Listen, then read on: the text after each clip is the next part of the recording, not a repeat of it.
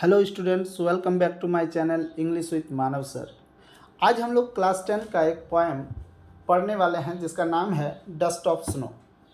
ये पोएम काफ़ी छोटा है, 8 लाइन का है, लेकिन इस पोएम का जो मीनिंग है वो काफ़ी अच्छा है। देखिए, सबसे पहले हम लोग पोएट के बारे में थोड़ा जानते हैं। रॉबर्ट फ्रॉस्ट, जो कि एक अमेरिकन पोएट है और इनके द्वारा बहुत सारा पोएम लिखा गया है। रॉबर्ट फ्रॉस्ट के द्वारा लिखा गया एक पोएम हम लोग के क्लास में, इसी क्लास में पढ़ने को मिलेंगे, जिसका नाम है फायर एंड आइस। तो चलिए अब हम लोग इस पोएम को पढ़ते हैं और इस पोएम का मीनिंग को समझते हैं। तो देखिए, डस्ट ऑफ स्नो, जिसका मतलब होता है कि स्नो का धूल। अब पोएम को लाइन बाय लाइन पढ़ते हैं और इसका मीनिंग को समझते हैं।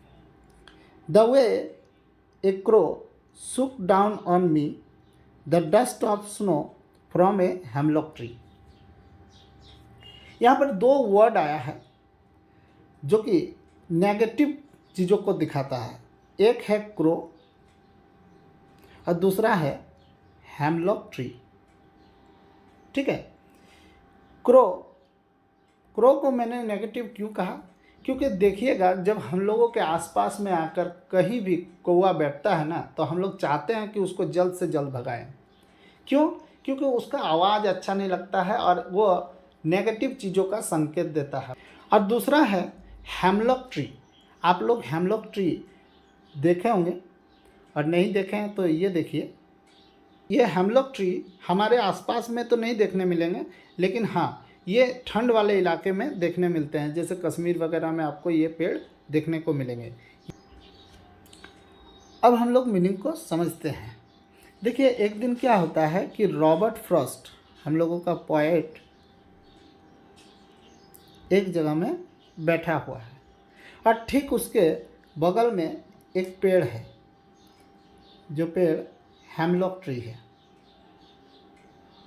हेमलॉक ट्री जो होता है ना, ये जहरीला पेड़ है और जो नेगेटिव चीज़ों को दर्शाता है। हम लोगों में से किसी को भी जहरीला चीज़ पसंद नहीं है। यहाँ पर क्या होता है, इस हेमलॉक ट्री का ब्रांच में एक कौवा बैठा हुआ होता है और तभी क्या होता है कि कौवा अपने पंख को फड़फड़ाता है और फड़फड़ाने से क्या होता है कि कौवे के शरीर में और जो इस पेड़ में स्नो जमा हुआ होता है वो नीचे गिरने लगता है।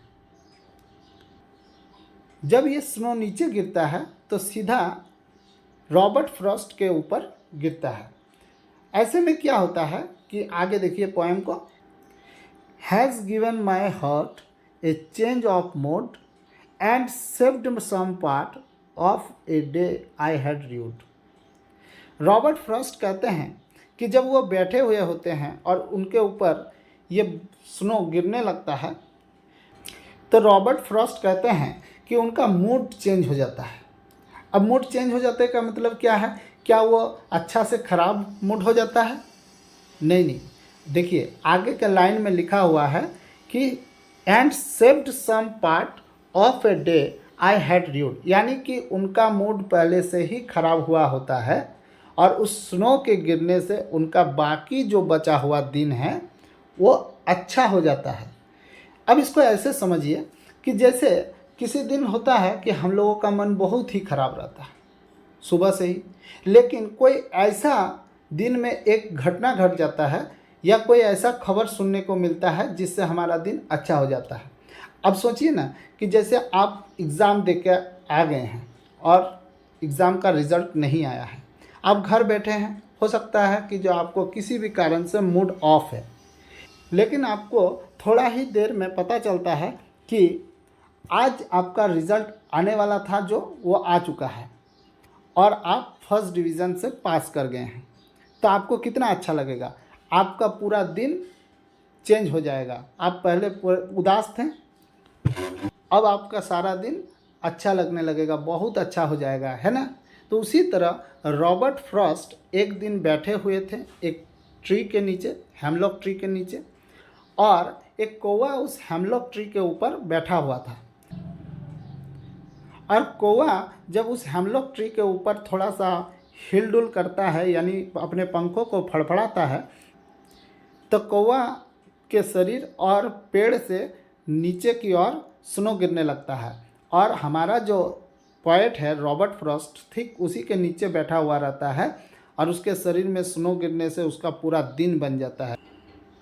यहाँ पर क्रो और हेमलॉक ट्री दोनों ही नेगेटिव चीज़ है, लेकिन नेगेटिव दोनों के नेगेटिव रहने के बावजूद भी एक क्या होता है कि रॉबर्ट फ्रॉस्ट का मूड चेंज हो जाता है यानी पॉजिटिव हो जाता है। जैसे कि आप मैथ में पढ़े होंगे माइनस और माइनस आगे चलकर प्लस हो जाता है ना, तो ठीक उसी तरह से यहाँ पर जो डस्ट ऑफ स्नो है ये पोएम हम लोगों को बताना चाहता है कि किसी भी क्षण हमारा मूड अच्छा हो सकता है। अगर आप मेरे चैनल में नए हैं तो चैनल को सब्सक्राइब कीजिए और बेल आइकन को बजा दीजिए ताकि आपको इसी तरह का वीडियो मिलता रहे।